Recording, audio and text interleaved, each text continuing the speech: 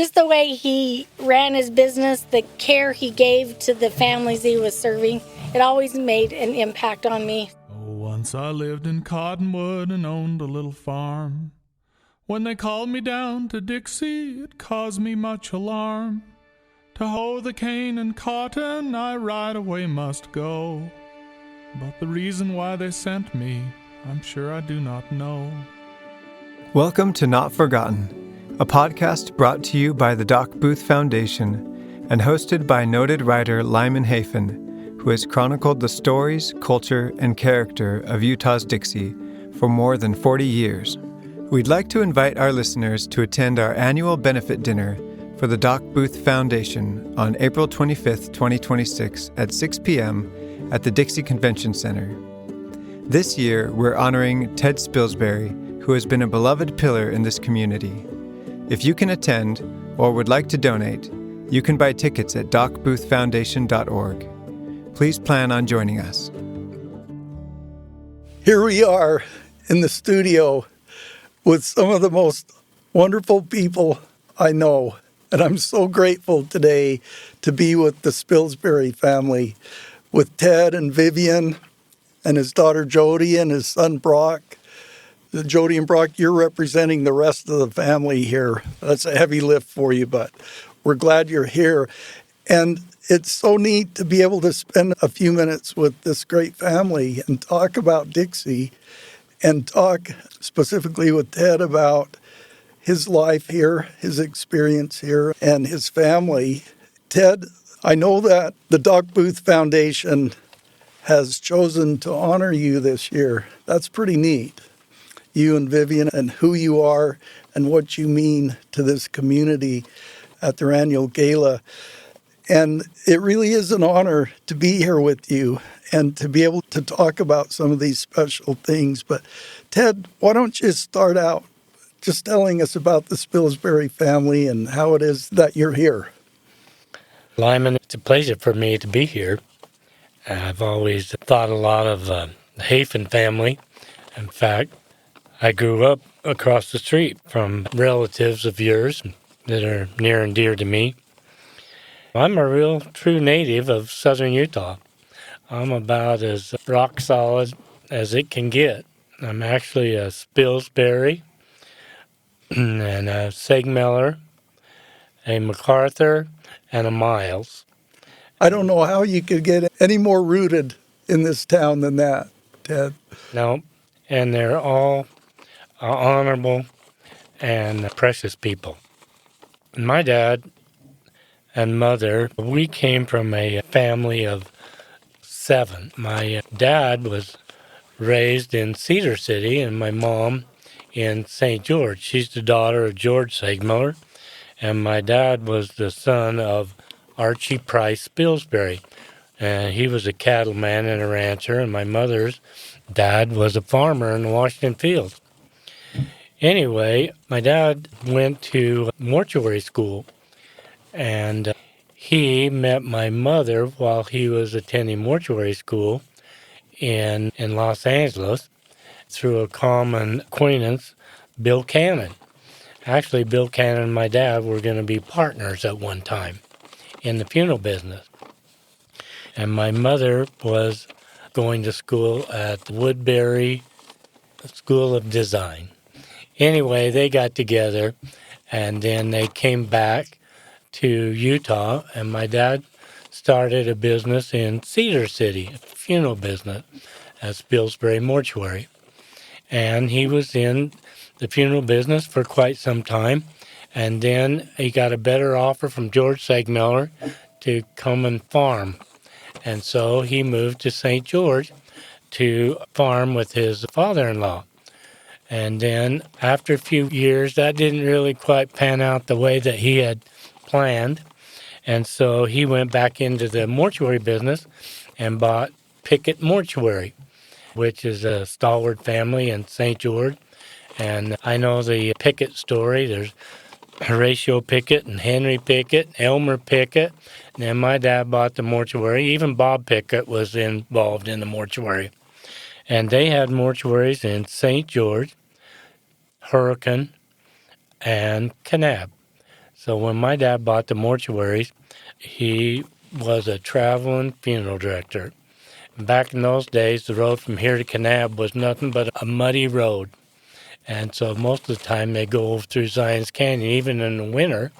And it snowed back then, too. And so it was quite a treacherous road. Anyway, in our family, I have an older brother. His name was Stephen Michael, and he passed away when he was young. Then I have a sister, Titine, and a sister, Vicky, and a sister, Tanya, twin sister. And then after Vicky, we had a sister, Susan, and she passed away young in life. And probably one of the most profound memories of my childhood is the day that she fell out of what we call the Dixie Sun Bus. I'll explain that to you. My dad had a 1949 Studebaker funeral coach that he cut the roof off of, just cut it off with a saw, and then he put a one before, and with baling wire, he just drilled holes through that and attached it to the top so it wouldn't have a rough edge. And then when he was moonlighting, when he wasn't busy in the funeral business, he would go around St. George and show people petroglyphs and the different hot spots of St. George, and he would call it the Dixie Sun Bus. Oh, really? So Was that must have been the original tour service in St. George? Yep. Do you know what years would this have been, Ted, roughly? So that would have been 55. Mid-50s. So your father was He's a busy man. He busy, entrepreneurial, forward thinker. Yep. He And was the funeral director. He ran the ambulance service and also ran the Dixie Sun Bus. I never knew that. Yeah. That is awesome. That was when the movies were an active thing in St. George, so there was a lot of interest in. And that sun bus probably came in handy during when the movies were here. It had a sad ending. It come fair time, and my dad loaded up all the kids. I wasn't there, but my sister Tanya was there, and all the neighborhood kids and everything, and they took off to go to the county fair in Hurricane. On the way back, Susan fell out of the Dixie Sun Bus and was killed. Oh, Whoa, is right. Ted, I did not know that. Oh, my goodness. That was a memory that just was so profound, and my mother, and it was so painful for my dad that I never heard him mention it in his lifetime, talk about that. But it not only affected us, it affected the whole town. Everybody knew everybody. How old was your She sister? was 9 years old. And years later, my mother sat down after the funeral and wrote down everything she could remember about that funeral service. And I've written different articles about it and actually featured it one time in the Health and Wellness. Anyway, I got the best article for the year. So sometime if you are interested, you could look back on that article and read it. It's a tearjerker for sure. Sure. So we had a large family, and we grew up on Flood Street, which was 400 East, 100 South, right across the street from the 5th and 6th Ward Chapel. And things in my memory that I remember that are vivid is Nail's Barber Shop. Now, I don't know if you remember, but they had a goldfish pond there at one time. Yep. I don't And remember that. Dick's Cafe was right next to Nail's Yeah. Barber Shop. And then Mathis Market and the post office. I remember rolling down the back lawn of the post office. You just roll down that street. I remember the old grandstands at Flood Street, the Sun Bowl, the city pool. And when I went to first car I had that I drove to high school was a 1949 Packard funeral coach. Yep. Had velvet seats and the works. And it's crazy, but Was that one in use at the time, or was it? no, it wasn't. it was- It had been retired. It had been retired, but it was your transportation. So anyway, it was parked on the south side of the annex. I graduated from the last class from the old Dixie College building, and the annex where the Children's Museum is now. And that was the class of 1966. 66. And it probably has a lot of us, or some in the class, thought it was the worst class that ever went through Dixie High School. My best friends in school were Kyle Watson, Buck Hurst, and Steve Layton, and we did everything together. I had a circle of friends that included many more, but we mostly did everything. And when I was in high school, and after the funeral coach got retired from the mortuary and went to me, and then when it retired from me, I had a 1949 Plymouth that I went through and fixed all up. And so, anyway, that's the car that I drove during high school. I worked at Harold's Texaco and also Ralph MacArthur's Utoko service. But when even younger than that, I worked at my grandfather's farm down in the Washington Fields. And so when I think of the Washington Fields which actually is the location where the new Red Hills Temple is today, I used to haul hay on those fields, plow, and roll bales. Almost too little to lift the bales, but I would roll the bales, line them up while they come and pick them up. My dad talks all the time. He's 94. He talks about his memories of working on the George Segmiller farm. So that would have been a generation before you, but he was doing the same things you were. And he always talks fondly about it. I think it was really hard work, but he thought the world of your grandpa, and really it made a big difference in his life. Thank you. Actually, my grandpa, George Segmiller, was a perfectionist. And if you were going to clean ditch or whatever, he was so fussy that he almost wanted to take the fence down and then trim the weeds away and then rebuild the fence. And that's probably where my dad and he had a little friction. What do you think George would think of what that farm looks like now? It looks awesome, but what would he think about it? My grandfather built 2 major farms. And then after he sold the first farm to the church, okay, and then when he's 70 years old, he goes out to Fort Pierce and builds another farm. And he actually, towards the end of his life, he sold that farm to the church. But I would imagine that my grandfather is pretty proud, but he always had a beautiful operation. He was a hard worker, and I'm sure that's where I got a lot of my work ethic. I'm sure. But it's so interesting to think about what he and others of his generation would think of what this town has turned into, and especially where they actually farmed and worked so hard all those years, and now they're these big, beautiful, amazing neighborhoods. Yeah. When I graduated from high school, there was 2 stoplights in town and 6,000 people, and I've seen it all. And you never ran any of those lights, did you, when you were in the Actually, we did it all. In fact, I think that, like our class, the class of 1966, they didn't leave anything unturned. That's great. Ted, we're going to come back to a lot of things here as we go forward, but I think it'd be so fun to introduce Vivian here, a Cedar City girl, and maybe she could tell us how it is that she became a Dixie girl. There was a lot of competition between St. George and Cedar. We didn't really like each other. And I met Ted through his sister Tanya that was going to school in Cedar. And he was pretty darn cute. We'd met at the state tournament. He dated some of my friends.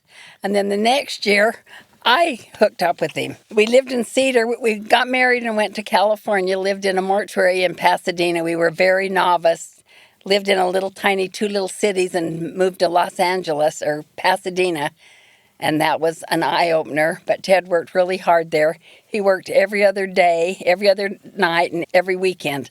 And he worked hard. We made $239 a month, and we couldn't spend it because he worked all the time, but we had a great time. He worked with 8 different embalmers, and no, at that time, the doctors would come to the mortuary in the evening to do the autopsies. They posted everything in California. So he'd call up and say, I'm going to be between posts, so get dinner ready. I'll be there in 10 minutes. And he'd run up and eat, and then he'd go back. So it was a great experience. And Ted had an opportunity to stay in California, but we couldn't wait to get back to St. George, and we moved to Cedar. And that was great. It was a great opportunity. We didn't have any business. For a lot of times, we were against an established business that had been in Iron County forever. And so we built a business and worked pretty darn hard. But Cedar's a great place. I didn't want to move to St. George, but I'm so grateful I did. I didn't want to come. I was expecting Jody in just a few months. I moved on my birthday, and just a few days before my birthday, and I thought that was wicked. My family all lived in Cedar, but we moved to Sandtown. We bought a house that Norm Cox had built, and his mother said, you don't want to live in Sandtown, but we love Sandtown. We still live there. So, Ted, you've talked about high school and you've talked about a little bit about the family, but bring us up to the time you were married and then when your kids started to come along. Actually, when I was in the mortuary business, we had my sister Tanya was in Cedar City, and her husband was Clark Graff, so the mortuary became Spilsbury and Graff. So when we separated, Clark took the Cedar City operation, and we'd recently added Parowan, and then I came to St. George and took over the operation of the businesses in St. George and Hurricane, and my dad kept the one in Kanab. So we were in the funeral business, and I was with my dad for a long time. And then finally we separated out. My dad retired, and he would help me a lot still, just like I helped Jody. And Clark stayed in Cedar City with Tanya, Clark and Tanya, and they later merged with another company. So that mortuary is still operating today, it's Southern Utah Mortuary. And then I have nephews that are in the business also. So we're a funeral director family, but there's been many associates that I've had in the business and all that have contributed greatly to our success. And in 1995, I had a partner at that particular time by the name of Mike Beard. And so the mortuary became Spilsbury and Beard. And he and I built a new mortuary up on Bluff Street. And we were trying to get the funds and everything together. And nobody wanted to borrow us any money. And we'd also opened a place in Mesquite. And we were really working hard and with not much reward. And so we knew that we had a strong competitor, so we had to step up and make a difference. None of the banks wanted to lend us any money, and our new partner in Mesquite was... He was a Wiscombe. Wiscombe. And his mother was married to Warren Hannig. Yep. So we got acquainted with Warren Hannig. And so one day I go to Warren and I say, Warren, I need you to help me, if you would please, finance this mortuary. He didn't even hesitate. He said, yeah, I can handle that. I'll do it. And so that's all I needed. And the banks, see you later. And so Warren backed us, and we built a beautiful mortuary. In my mind, it's the crown jewel of funeral service. It really is beautiful. Anyway, I get tears in my eyes when I think of Warren Hannig. So anyway, it was a home run, and things changed. And Mike and I were together for 17 years, and then we were even associated with the Metcalf Mortuary through an organization called Funeral Directors Management Group for a while. And that lasted about 7 years. And then Vivian and I were back on our own again, and lo and behold, our daughter decided to go to mortuary school. And I'm telling you what, she's the queen of funeral service. She's as fine as it gets, folks. I'm telling you. I'm an objective observer, and I can confirm what you just said. Thank you. Very kind. There's a part of my family that you haven't heard much yet, and that's the ranching business.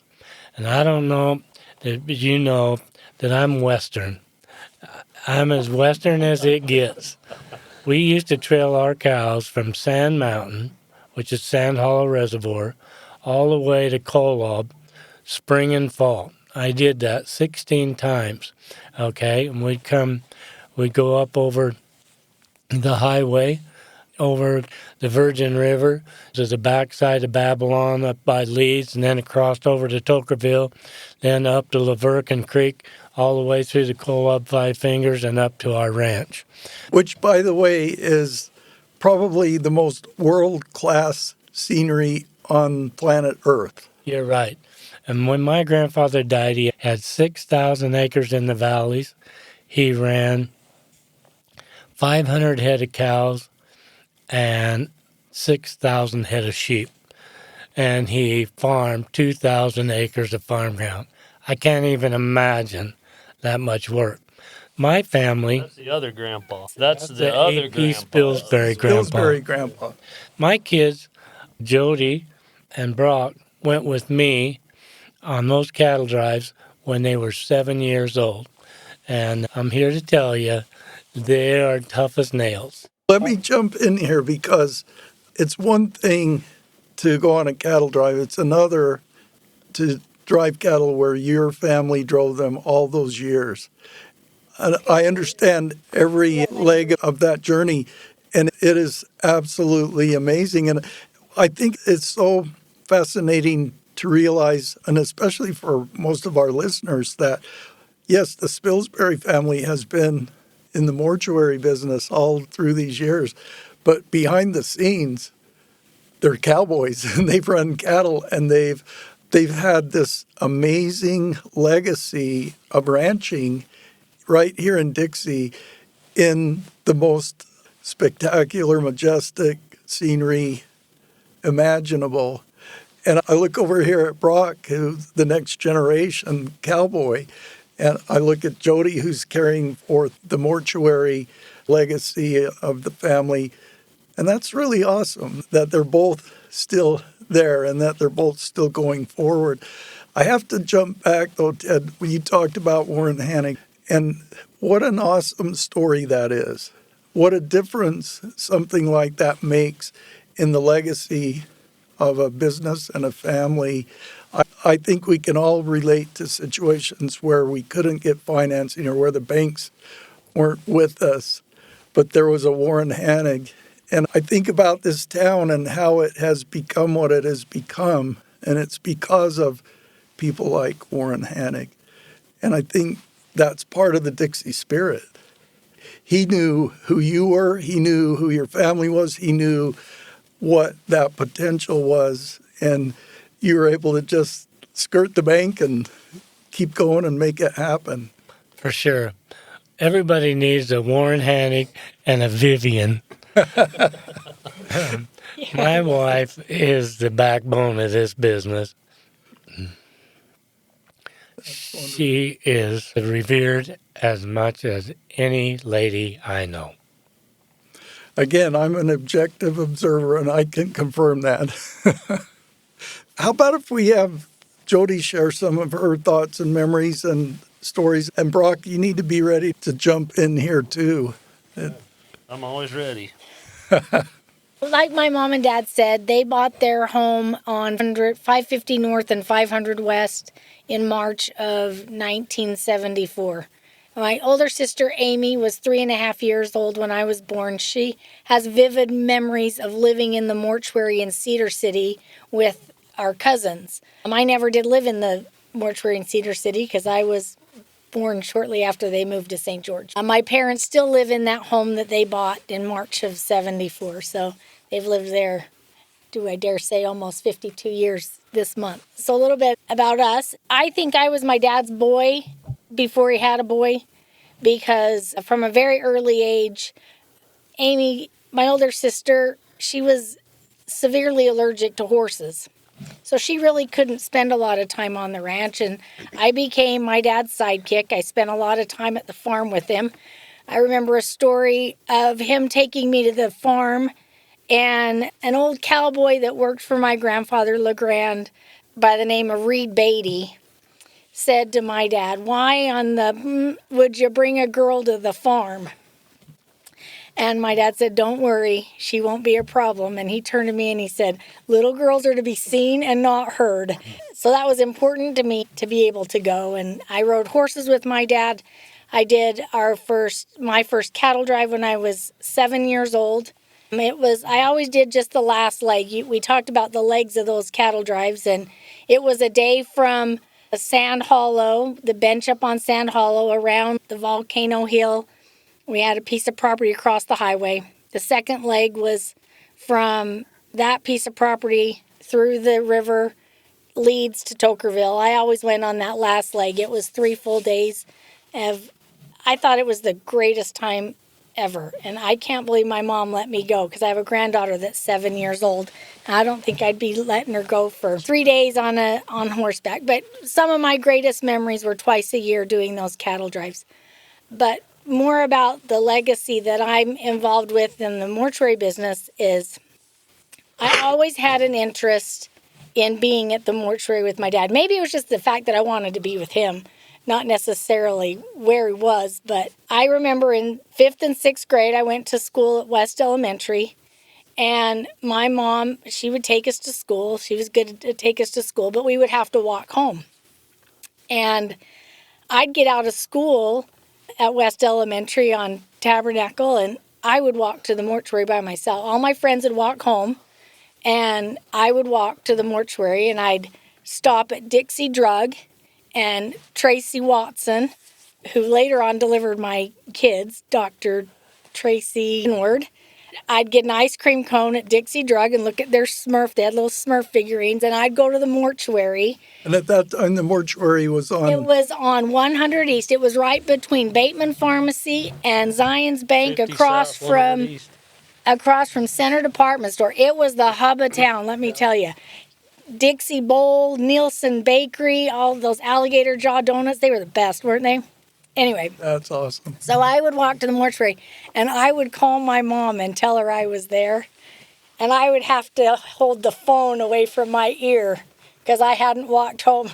She'd say, "What on earth are you doing there?" So I always had an interest, wanted to be to the mortuary. Just the way he cared for the facility, the way he talked about his grandfather being fussy. He would interview secretaries by making them vacuum the carpet. If they got the line straight, they got the job. Just the way he ran his business, the care he gave to the families he was serving, it always made an impact on me, something that I always... Ted didn't ever like those Undertaker jokes. He didn't joke very much. He didn't like people to joke about that. He was pretty private about it. Yes. And just saw that tenderness and always felt like that would be a good fit for me. After I graduated high school, I went to beauty school because at that time you had to move away to go to mortuary school. Mortuary school there were only a few mortuaries across the country, so you could go to Kansas or you could go to California, San Francisco, New York. So it was always a big commitment to go. And I'd met my husband at the time, Dax Snow, who's also a St. George local. His parents are Stan and Carmen Snow.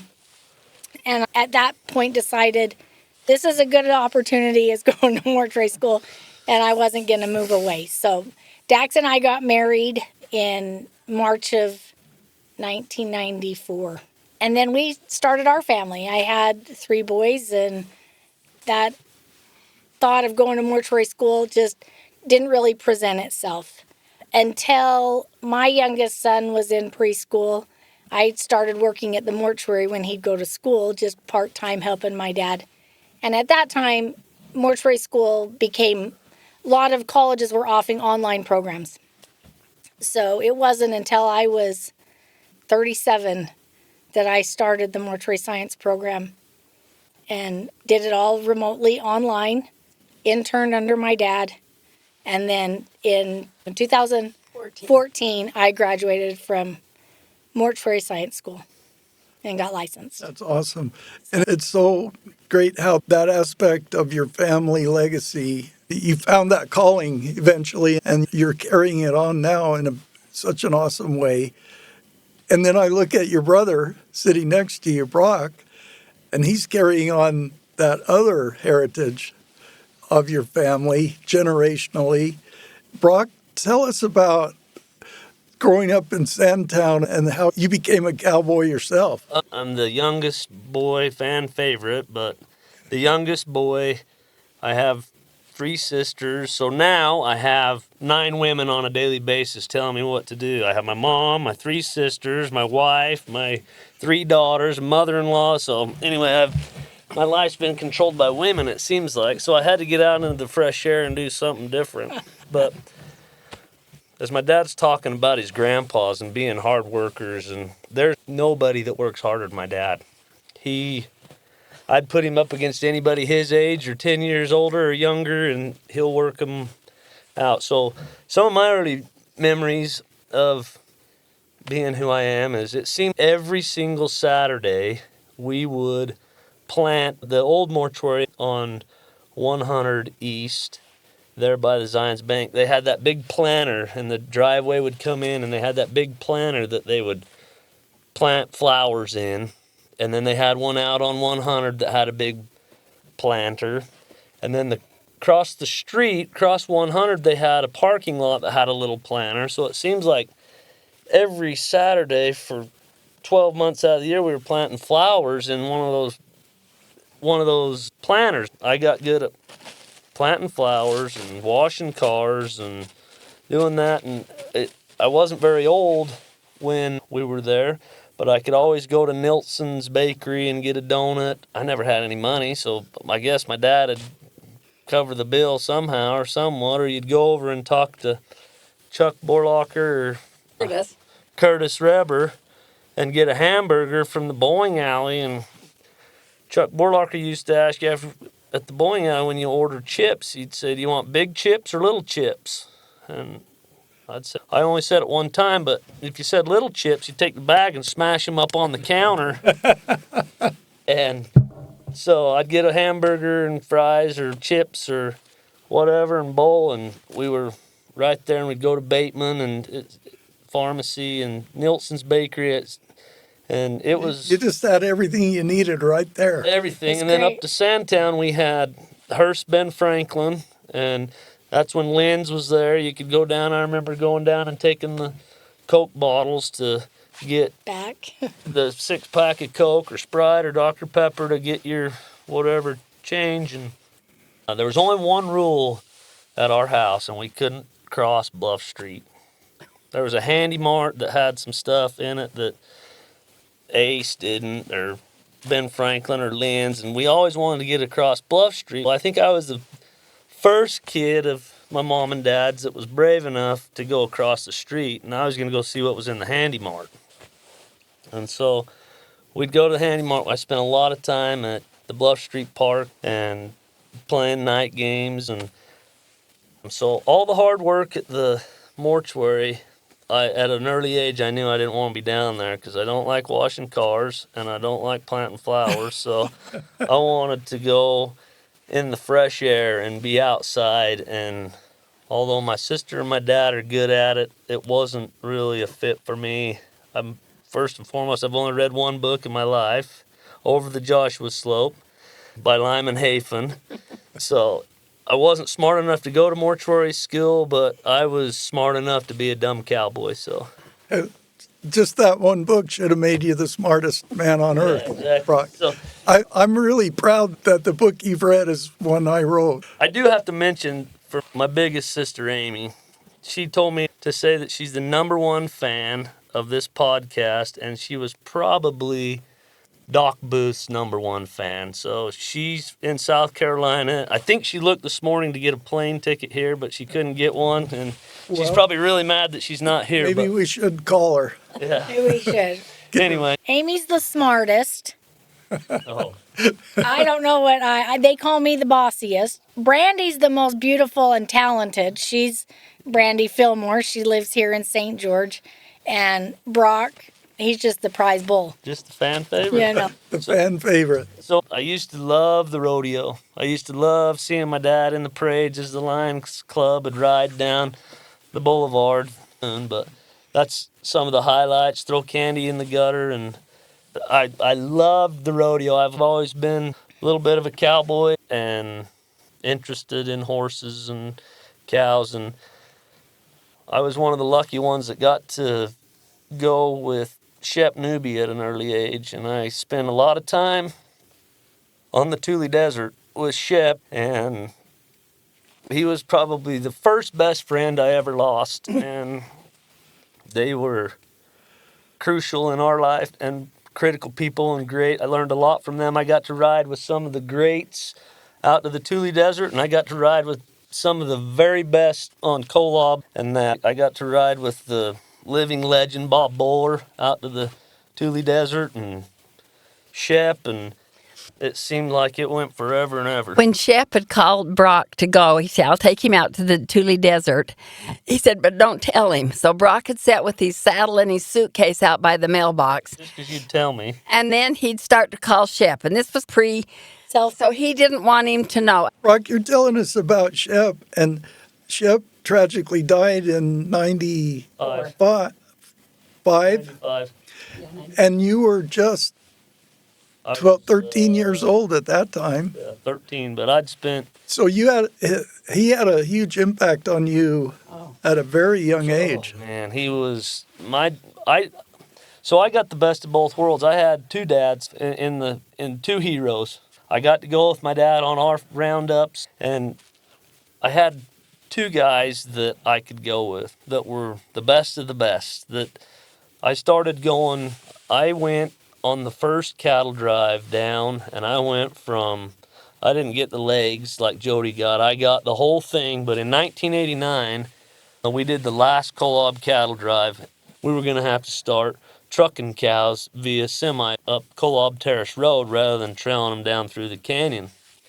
And at 7 years old, I started out on a kid's broke horse, and so we were coming off the mountain, so it was a fall gather, and we were coming off the mountain, and I started on a dead gentle kid broke horse, and the first probably 8 miles, you drop probably 3,000 feet in elevation, and most of it when you're 7, I'm probably exaggerating some, but most of the trail's about 18 inches wide, and my dad would say, take your foot out of the stirrup on the downhill side in case something happens, you can go to the uphill side. And you'd look down those sheer red cliffs trailing cows, and it seemed like it was 50 miles long, that trail of cows going down there. And anyway, I was on a broke horse, and then they had a colt or something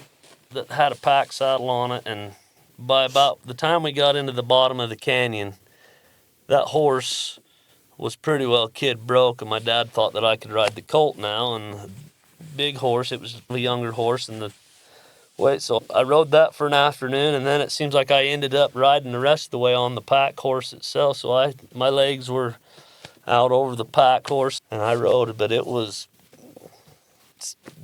the start of...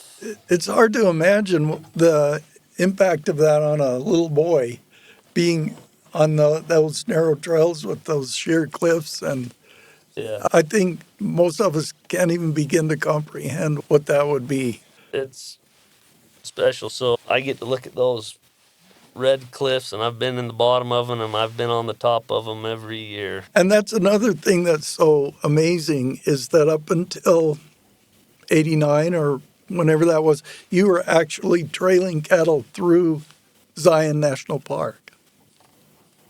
That's it.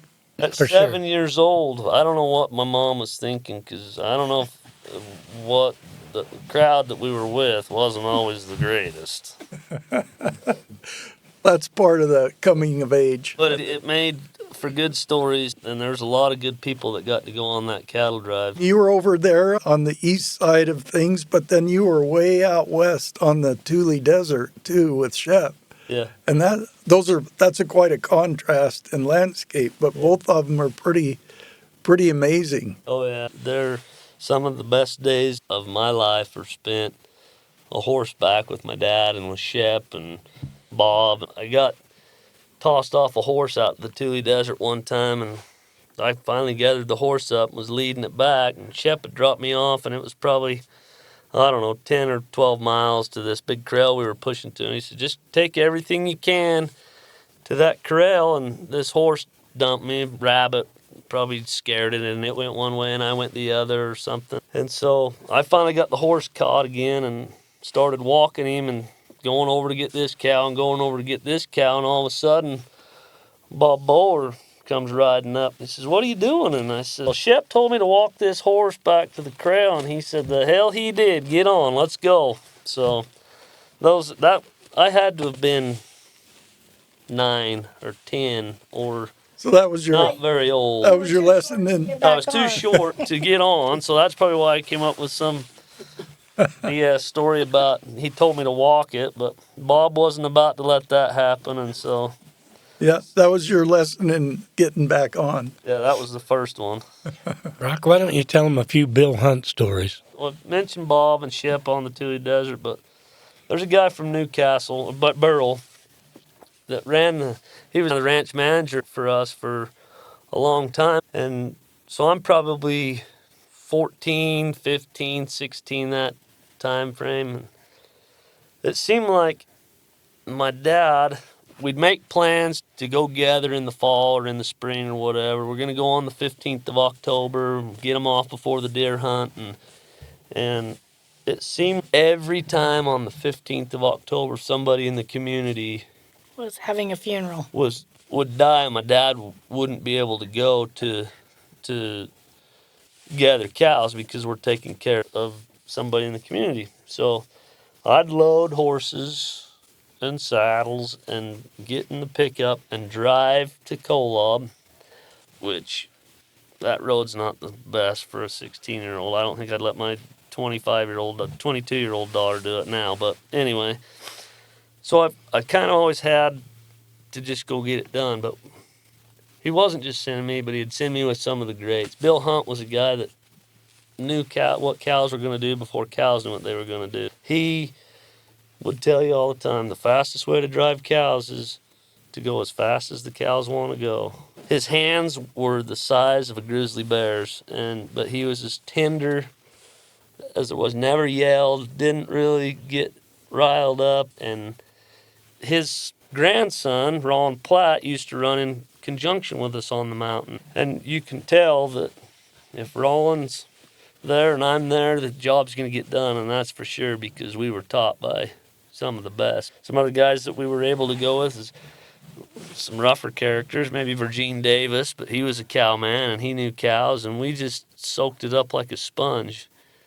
And I spent a lot of days, cold days. I've been as cold as you can get and as hot as you can get with my old man, and we've been in messes, about to tip a bull wagon over and had done unload them. And we got stories upon stories of good days and bad, but I've got to spend a lot of time with a lot of great high quality class people that I got to learn cows. And That's awesome. Because you share that, it just brings to mind this whole culture that we live in, and we call it Dixie. It's Dixie from Hurricane to Santa Clara to the Iron County line.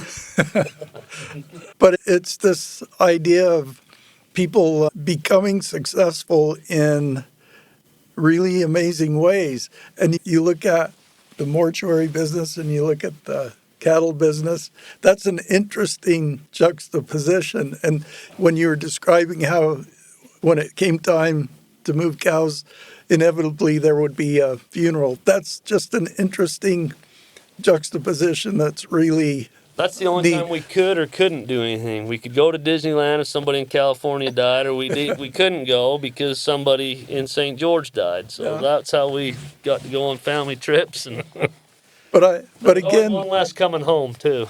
I think for folks who aren't familiar with this whole Dixie experience, it really is quite typical for families to have businesses in town and to be involved in business in town, but to also have the whole cowboy or cattle experience outside of town.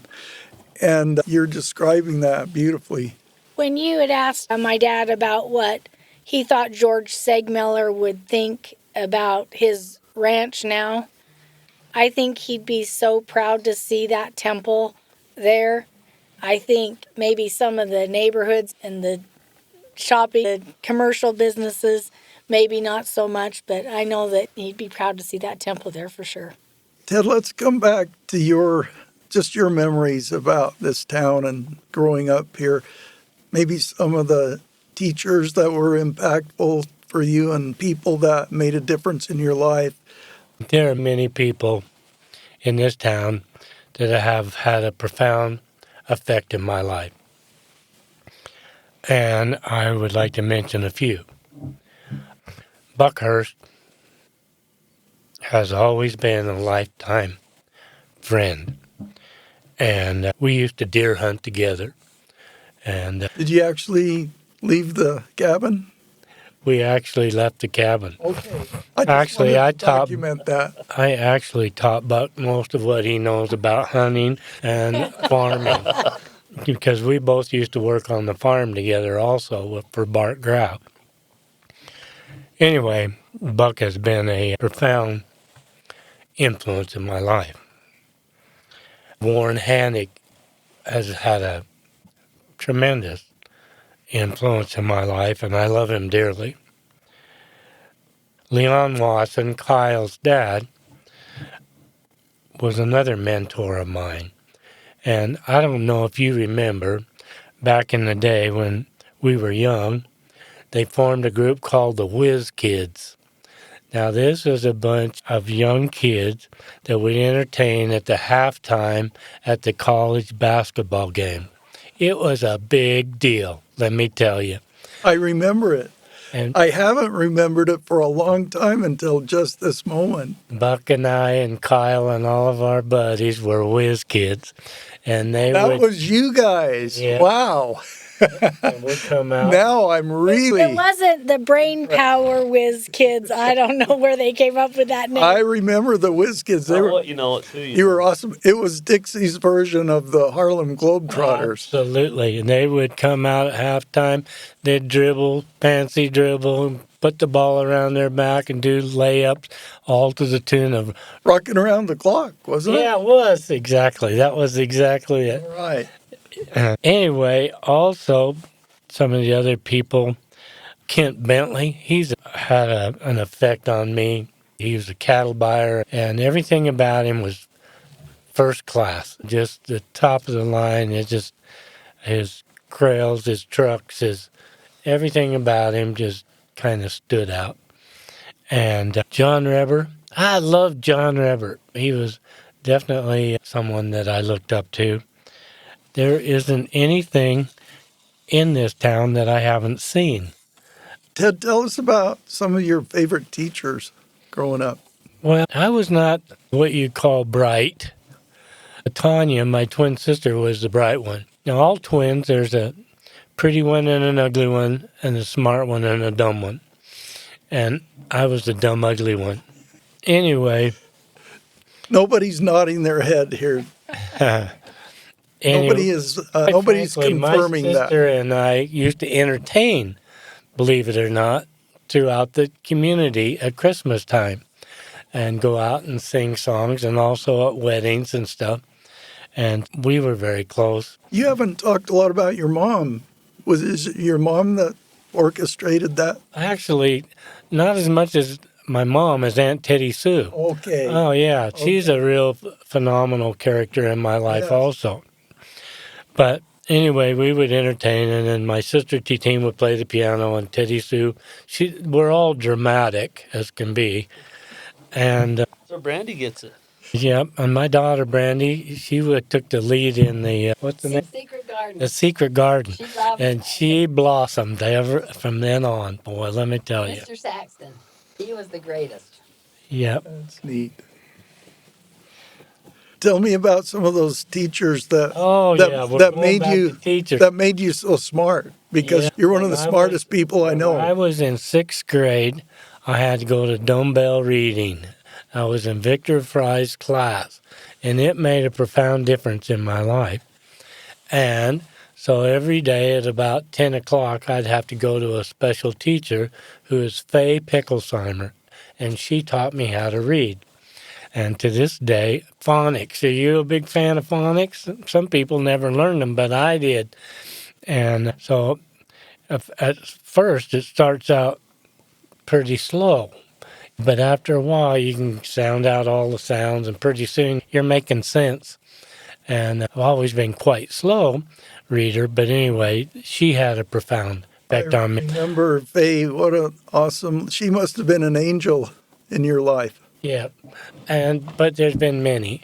For example, I remember Ruth Miles, Emily Formaster, Grant Hafen, Victor Fry, Stan Smoots, if he wasn't a beauty, and George Feller, and Reed Blake. I participated in junior pentathlon when I was young, and I was a trophy winner, no doubt about it. Don Lay was a baseball coach. Merton Lovell, he would be proud of me today. He didn't think I'd amount to a hill of beans. And Faye Cyphus and Mary Phoenix, and for sure Clark Hafen. And there's a lot of colorful people in this town that nobody mentions very often. But you ever remember a guy by the name of Spencer Prims? Holy smoke, he was one of a kind, let me tell you. He was the blonde-headed Fonz when we were growing up. And he and Craig Hammer used to run around together when they were younger. Anyway. But Craig Hammer, the Dick's Cafe Craig Hammer, not the one that's married to Marcia, right? That's exactly right. Yeah. But then I thought I'd just throw out a few names that might make you know who some of my real buddies were. How about Donnie Pym?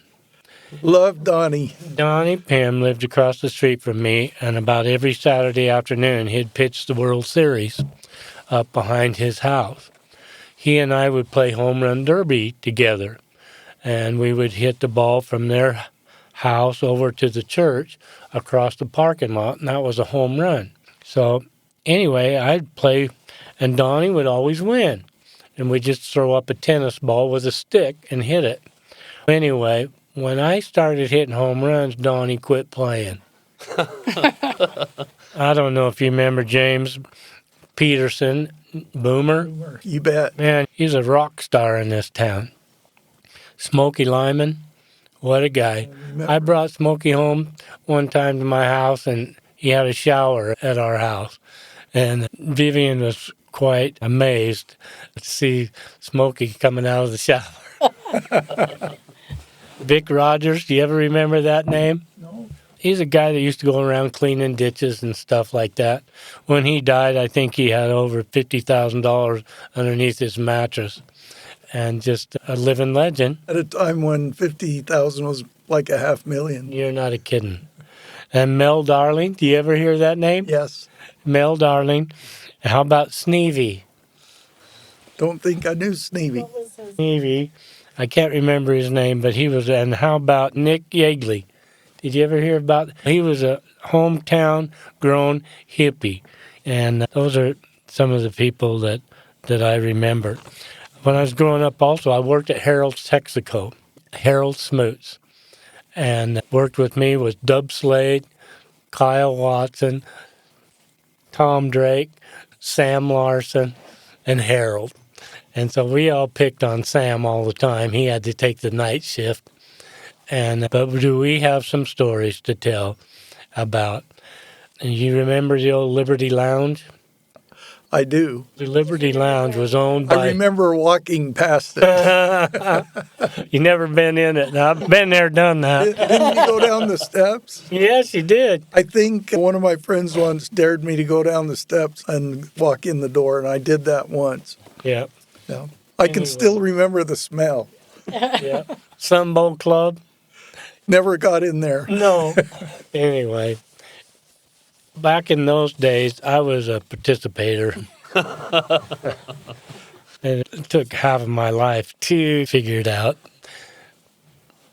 And that's a whole nother story. And we know that, Ted, but we know how amazingly and wonderfully and nobly you've figured it out. You're a great man.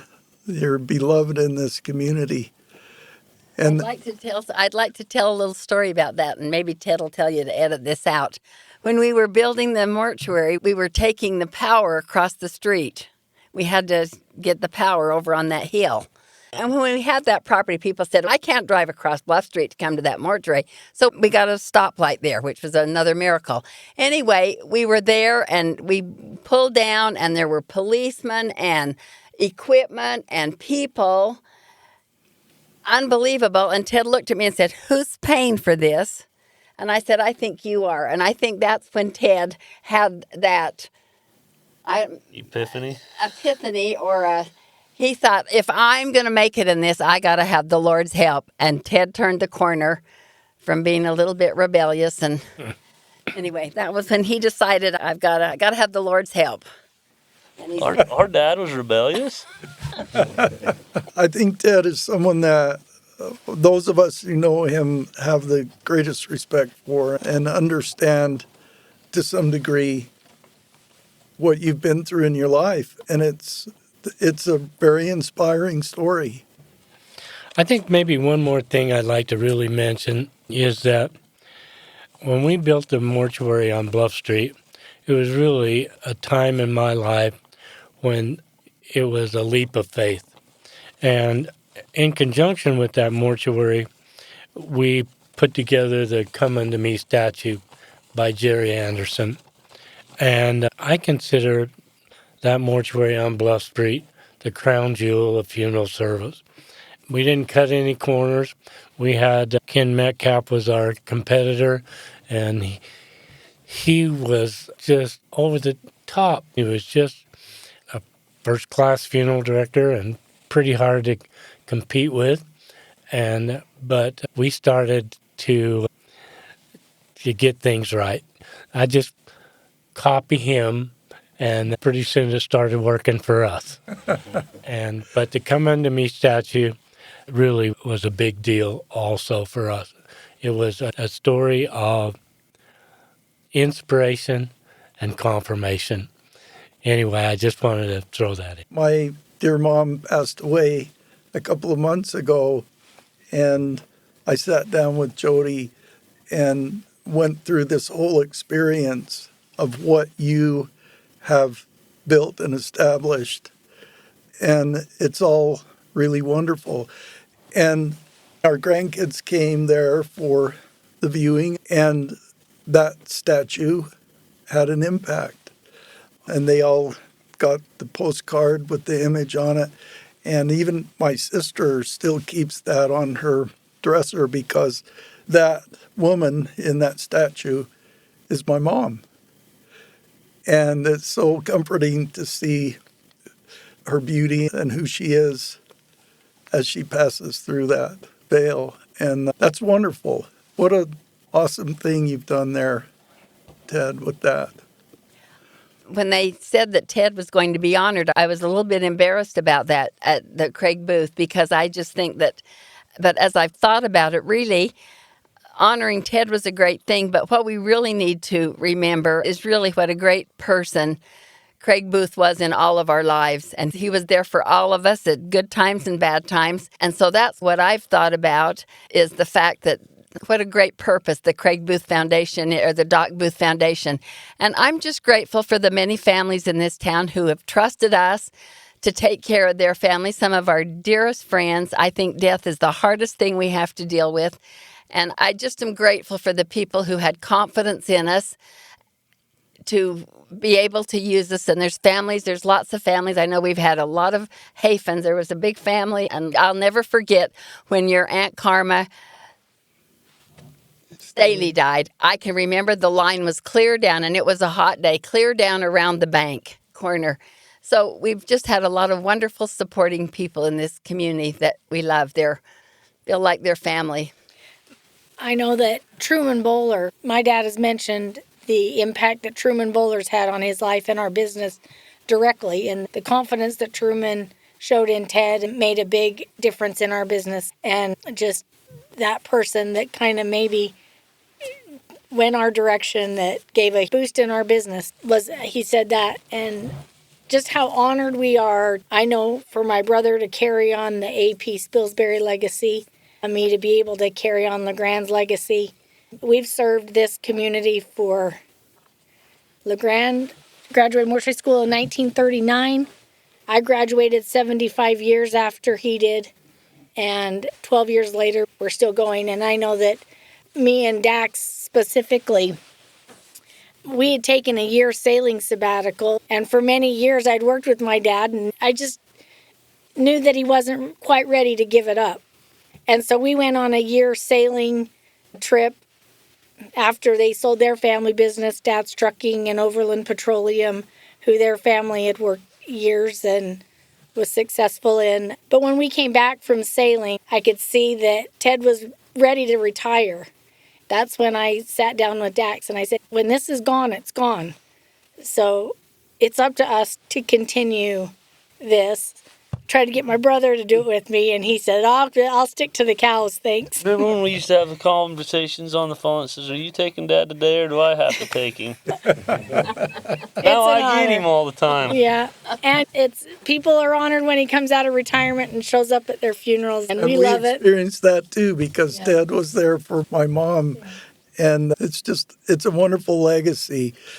As we wind this down, I don't want to cut it off without, if there's anything in your hearts you want to share as we conclude for today. I think just gratitude for the lovely St. George, the lovely place that it is to live. Everybody's coming here, but it is the spirit of Dixie and the old ways that elevated it to where we are today. It's just beautiful. And we're grateful for you, Lyman, to have this podcast that we can listen to. And we hear these names other weeks, and I know it was fun to listen to Lindsay talk about Brock when you interviewed the Ken Newby family and how successful he's been. We love St. George. I'm so grateful to have deep roots in Dixie. Graduated from Dixie High School. I married deep roots in Dixie. And so just to know that we come from an amazing community. So we're grateful for you. We're grateful for our family. We're grateful for our legacy. And we are grateful to be from Dixie. Jody, I think it says a lot. You sailed around the world for a year, but you came back. Oh, I couldn't wait to come back. I loved it. And the ocean is beautiful, but yeah. But me, I would say that my mom and Dad said we're just grateful that people trusted them, and there are not two better people in the world to trust your loved ones with or anybody with than my mom and Dad, and they didn't take it lightly. To serve St. George and Dixie, that's how Ted and Vivian Spilsbury made it, was at the service, and still to this day they serve with a full heart and open arms. And my parents are without a doubt the most serving. They've made a lifetime of serving when you need to be served. So that's what I would say to my mom and dad is, why wouldn't they trust you? Brock, for an old cowboy, that was pretty eloquent. It was beautiful. And it really does describe the Dixie spirit, that sense of serving more than taking. And I think that's how it's been from the beginning here. Everybody had to work hard to serve each other to make it all work. And your family is just the most wonderful example of that. Thank you. The Doc Booth Foundation is dedicated to empowering individuals through educational opportunities and promoting mental health advocacy. Through scholarships and funding for important community needs, the foundation perpetuates the can-do spirit of the founders of this community, using the lessons of the past to chart the course for a better future. Make your tax-deductible donation at docboothfoundation.org. Not Forgotten is produced by Ricky Valadez and made possible by the generous support of St. George Area Zag Stores, industry-leading tech support and accessories. Lyman Hafen's books can be found at lymanhafen.com. Once I lived in Cottonwood and owned a little farm. When they called me down to Dixie, it caused me much alarm. To hoe the cane and cotton, I right away must go. But the reason why they sent me, I'm sure I do not know. We came to Dixie, and we called it home. Oh, in Dixie, we've lived and grown. But the reason why they sent me, I'm sure I do not know. The hot winds whirl around me and take away my breath. I've had the chills and fever till I'm nearly shook to death. All earthly tribulation